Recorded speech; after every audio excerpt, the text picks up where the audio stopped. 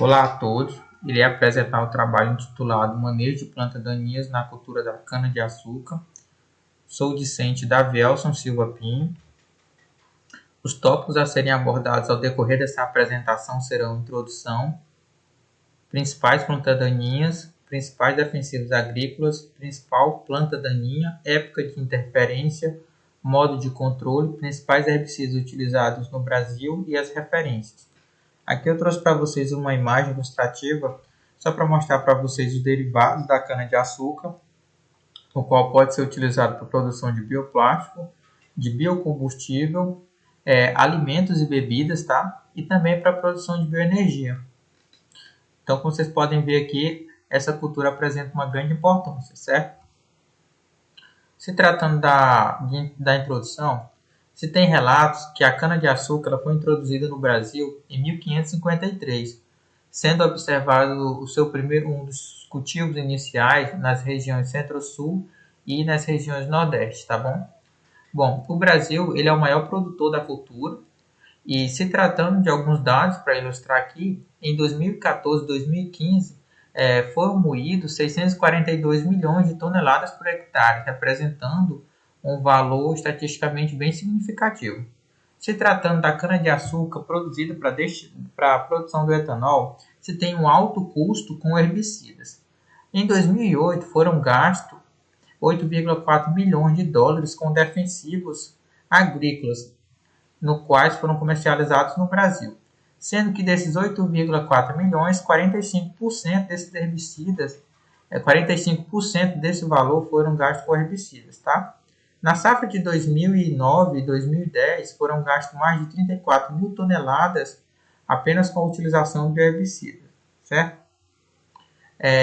A cana-de-açúcar é a terceira maior cultura do Brasil que apresenta um elevado consumo com herbicida, certo?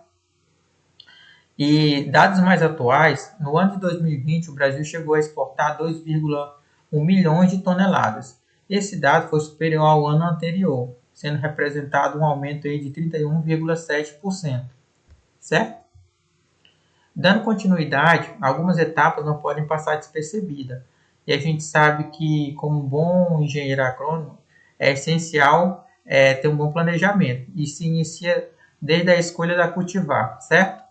Onde a cultivar mais produzida no Brasil, segundo as minhas pesquisas, é a RB 70141, no qual foi desenvolvida pela empresa chamada Ridesa. Para aqueles que têm alguma curiosidade de buscar mais algum tipo de informação, eu deixei para vocês aqui o site, tá? Posso estar repassando posteriormente. Dando continuidade aqui, tem a corte das mudas, a distribuição do suco, corte dos colmos em pedaços menores dentro do suco e a cobertura. São algumas etapas que são de suma importância e se torna primordial para o sucesso e a implantação da cultura no campo, tá bom? Se tratando de alguns sistemas aqui, o sistema de produção, a gente tem um sistema de ano e meio, que são a cana de 12 meses, a cana de 1 ano, no qual são cultivados em 12 meses, e a cana-soca, tá?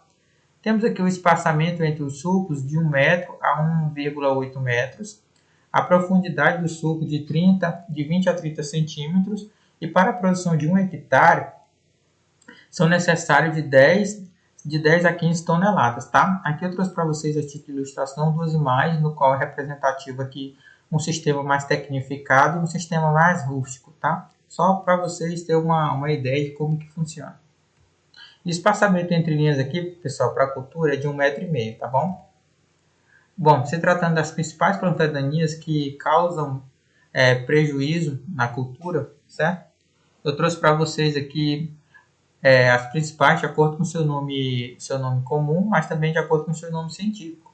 No caso, a gente tem aqui o capim colonião, o capim marmelada, o capim colchão, o capim carrapicho, o capim pé de galinha e a grama seda. Eu tomei a liberdade, pessoal, de separar eles aqui de acordo com se são perenes ou anual. No caso, o capim colonial ele é perene, os demais eles são anual, com exceção da grama seda, tá? Esses aqui são os nomes científicos, tá bom, pessoal? E se tratando dos principais defensivos agrícolas que são utilizados que são utilizados na cultura da cana-de-açúcar, tá? Então temos aqui o efeito residual médio dos principais herbicidas utilizados na cultura da cana-de-açúcar. Se tratando do seu período residual, a gente tem aqui que o 2,4 dele apresenta em média um período residual aí de 1 mês, e de 1 a 3 meses a gente tem um halocloro, tá? A gente tem o metalacloro, tem o ciamazine, metribuzine, EPTC, halosulfuron, isosafrotólise, tá? Esse aqui apresenta um período residual de 1 a 3 meses, e de 5 a 12 meses a gente tem a metrina, diuron, simazina, atrazina, hexacinone, sulfetrazone, tá? E mais que 12 meses eu só encontrei o tebutriuron, certo? No qual esse aqui ele apresenta o residual superior a 1 ano. E uma observação que eu fiz aqui, pessoal, é que na cultura da cana-de-açúcar se dá preferência para herbicidas que apresentam um período residual longo, justamente porque a cultura, de início, ela apresenta um crescimento muito lento. Consequentemente, ela demora para fechar a parte superior, que a gente sabe que algumas culturas fazem isso, e é até muito importante, porque elas mesmas fazem controle de algumas plantas daninhas quando estão em determinado estágio. E como a cana-de-açúcar ela tem esse crescimento inicial lento, ela necessita de um herbicida aí que apresente um período residual mais longo, justamente para estar compensando esse tempo que ela necessita para se desenvolver e ela mesma fazer o controle de algumas plantas daninhas, tá bom? O capim, a planta daninha no qual eu escolhi para tentar controlar, pessoal, é o capim colonial, tá? O Panicum máximo, tá? E se tratando dos períodos de interferência, a gente tem aqui, para a cana de 1 ano, a gente tem o PAI aqui sendo de 20 a 30 dias, certo? O PTPI de 90 a 120 e o PCPI de 20 a 120 dias. Para a cana de 1 ano e meio, a gente tem o PAI de 20 a 30 dias também, como na cana de ano, o PTPI de 90 a 150 dias e o PCPI de 20 a 150 dias. E para a cana-soca, a gente já tem aqui o PAI de 20 a 40 dias, o PTPI de 70 a 90 dias e o PCPI de 20 a 90 dias, tá bom, pessoal? Esses são os períodos de interferência no qual a gente deve estar atentos para que a gente possa estar fazendo uma melhor escolha na utilização de um defensivo agrícola para se utilizar e ter os melhores rendimentos da cultura, certo? Bom, esse aqui ele foi o defensivo agrícola no qual eu utilizei, de acordo com a minha pesquisa feita no Agrofit, tá? O seu nome comercial é o Alacloro Nortox. Esse é o número de registro, no qual apresenta o registro no Ministério da Agricultura, Pecuária e Abastecimento, tá bom? Ele é classificado por ser um herbicida seletivo de ação sistêmica, ele é utilizado na pré-emergência. O seu grupo químico a gente tem o alacloro, tá? Princípio ativo cloracetaminida, tá? Ele é classificado, segundo a bula, a categoria 5, tá bom? Ele, se tratando da classificação para o meio ambiente, ele é um produto muito perigoso. Trouxe para vocês aqui algumas recomendações, acredito que alguns de vocês já estão bastante familiarizados, principalmente no decorrer dessa disciplina, tá? Que são as recomendações do fabricante que trazem na bula, se tratando da utilização e a obrigatoriedade do uso do EPI, tá bom? Acredito que todos aqui, como futuros engenheiros agrônomos, sabem da importância da utilização dos mesmos. Se tratando do modo de controle, tá, pessoal? Para a cultura que eu tinha falado que eu escolhi, no caso capim colonial, de acordo com o tipo de solo, a gente tem aqui a utilização da dose com o tipo de solo, né? A gente tem aqui o solo arenoso, leve, arenoso, argiloso, médio e o argiloso sendo classificado como pesado. Se tratando do produto comercial, a gente tem aqui litros por hectare, 5 litros para o tipo de solo leve, para o médio a gente tem 6 e para o pesado 7, certo?